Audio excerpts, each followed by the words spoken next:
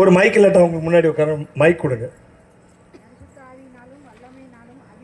நசரேயனாகிய இயேசுவை தேவன் பரிசுத்த ஆவியினாலும் வல்லமையினாலும் அபிஷேகம் பண்ணினார்.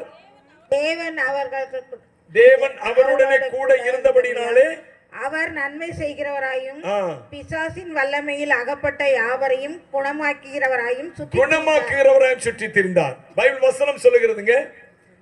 நான் சொன்னேன், அப்போஸ்தலர் நடபடிகள் என்ற புத்தகத்தில் 10ஆம் அதிகாரம் 38ஆம் வசனம் எப்படியா சொல்லுகிறது? ஆண்டவர் இயேசு கிறிஸ்து அவர் இந்த பூமியில வாழ்ந்த பொழுது நன்மை செய்கிறவராய் காணப்பட்டார். நன்மை செய்கிறவர். இந்த பூமியில உங்களுக்கு எல்லா மனுஷர்களும் நன்மை செய்வாங்க என்று சொல்ல முடியாதுங்க. சில பேர் நன்மை செய்யவே மாட்டாங்க, தீமை மட்டுமே செய்வாங்க. சில பேர் நன்மை கொஞ்ச நாள் செய்வாங்க, அப்புறம் தீமை செய்கிறவர்கள மாறிடுவாங்க. சில பேர் ரொம்ப நாள் நன்மை செய்வாங்க, கடைசி நேரத்தில் தீமை செய்கிறவர்கள மாறிடுவாங்க. இப்படி மனுஷனுடைய குணங்கள் காலங்களை பொறுத்து மாறிக்கொண்டே இருக்கிறது. ஆனால் வேத வசனம் சொல்லுகிறது, அவர் பூமியில் இருந்த நாட்களில் நன்மை செய்கிறவராகவே சுற்றி திரிந்தாராம். அல்லேலூயா. எனக்கு அன்பானவர்களே, நன்மை செய்கிறவருங்க எதுல இருந்துலாம் அதுல சொல்லப்பட்டிருக்கு பாருங்க.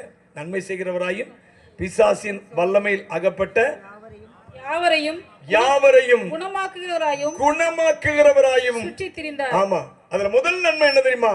இயேசு கிறிஸ்து அவர் பிசாசின் வல்லமையில் அகப்பட்ட யாவரையும் குணமாக்குகிறவர். பிசாசின் வல்லமையில் ஆகப்பட்டவர்கள் பூமியில் அநேகர் இருக்கிறாங்க. கிறிஸ்தவர் என்று சொல்லப்படுகிறவர்கள் கூட வேதத்தில் லூக்கா சுவிசேஷம் என்ற ஒரு புஸ்தகத்தில் நீங்கள் வாசி பார்த்தீங்கன்னா அதில் 13ஆம் அதிகாரம் என்று நினைக்கிறேன், அதில் ஒரு பெண்ணை குறித்து வாசிக்கிறோம். அந்த பெண் 18 வருஷமாக அவள் கொஞ்சம் கூட நிமிர முடியாத 13ஆம் அதிகாரத்தில் வாசிங்க, 10லேருந்து வாசிங்க, 10லேருந்து 13 வரை. ஒரு ஓய்வு நாளில் அவர் ஜெப ஆலயத்தில் போதகம் பண்ணி கொண்டிருந்தார். அப்பொழுது 18 வருஷமாய் பலவீனப்படுத்தும் ஆவியை கொண்ட ஒரு ஸ்திரீ ஒரு பெண் அங்கே இருந்தால் அவள் எவ்வளவும் அப்படின்னா கொஞ்சம் கூட நிமிர முடியாத கூனியா இருந்தால் இயேசு அவளை கண்டு தன்னிடத்தில் அழைத்து ஸ்திரீயே உன் பலவீனத்தினின்று விடுதலையாக்கப்பட்டாய் என்று சொல்லி அவள் மேல் தமது கைகளை வைத்தார். உடனே அவள் நிமிர்ந்து தேவனை மகிமைப்படுத்தினார். அல்லேலூயா. கை உயர்த்தி சொல்லுங்க. அருமையானவர்களே, பார்க்கிற ஒரு 18 வருஷமா பலவீனங்க ஒரு பெண்ணுக்கு. 18 வருஷமா என்ன பலவீனம்? கொஞ்சம் கூட அவளால் என்ன செய்ய முடியல, நிமிர முடியல. கூனி, நிமிர முடியாத ஒரு கூனியா இருந்தாலாம். ஆலயத்தில் தான் இருக்கிறாவா? ஆலயத்தை வந்து போய் கொண்டு இருக்கிறா. ஆலயத்துக்கும் இயேசு கிறிஸ்துக்கு சம்பந்தம் இல்லைங்க, புரிந்துக்குங்க. அதாவது ஆலயத்தில் இயேசு ஆராதிக்கிறோம், ஜெபம் பண்றோம், எல்லாம் செய்கிறோம். ஆனா ஆலயத்துக்கு வந்தவங்க எல்லாம் அவங்க சுகமாயிட்டாங்க அப்படின்லாம் சொல்ல முடியாது. இயேசுவை நம்பினவங்க சுகமாவாங்க. அல்லேலூயா. இயேசு கிறிஸ்து யார் மேல் மனதா இருக்கிறாரோ அவர்கள் சுகமாகிறார்கள். இந்த பெண்ணை குறித்து பார்க்கிறோம். 18 வருஷமாக அவள் நிமிர முடியாத கூனியா இருந்தால் வேத வசனம் சொல்லுகிறது, இயேசு கிறிஸ்து அவள் கூன் விழுந்த அவருடைய பலவீனத்துக்காக அவர் ஜெபிக்கவில்லையா? இயேசு என்ன சொன்னார் தெரியுமா?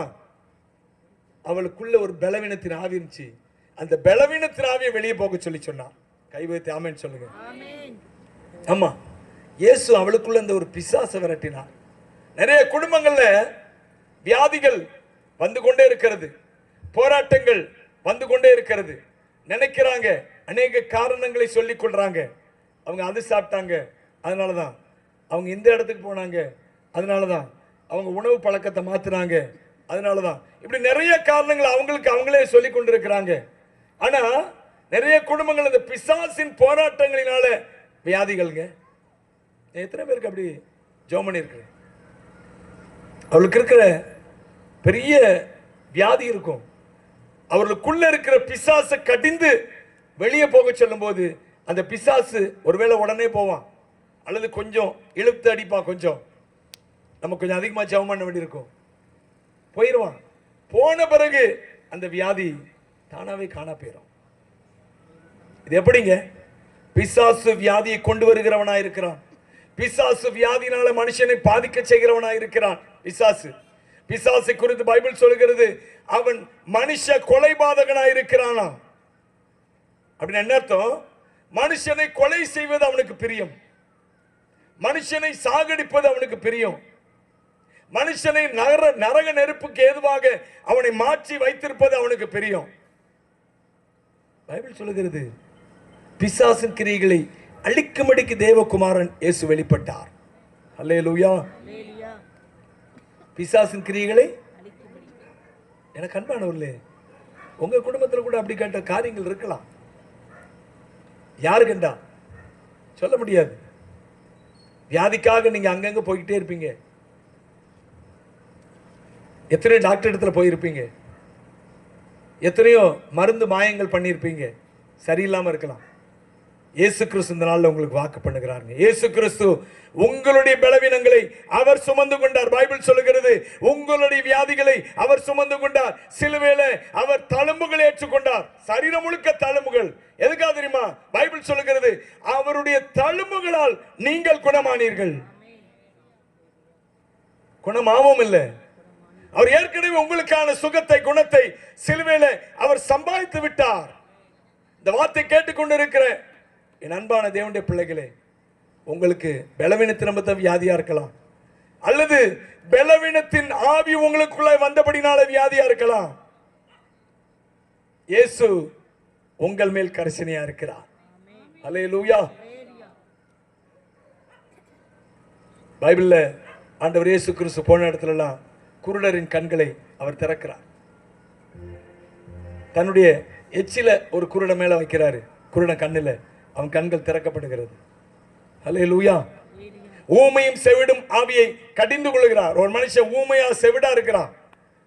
ஆண்டவர் அவன் ஊமையா இருக்கிறதுக்காக வாய் திறக்கணும், காது திறக்கணும் அவர் ஜெபம் பண்ணல. அவனுக்குள்ள இருக்கிற ஊமையும் செவிடுமான ஆவியை வெளியே போ என்று கட்டளை கொடுக்கிறார். அந்த ஆவி, ஊமையும் செவிடுமான ஆவி வெளியே போகிறது. அவன் பேச தொடங்குகிறான்.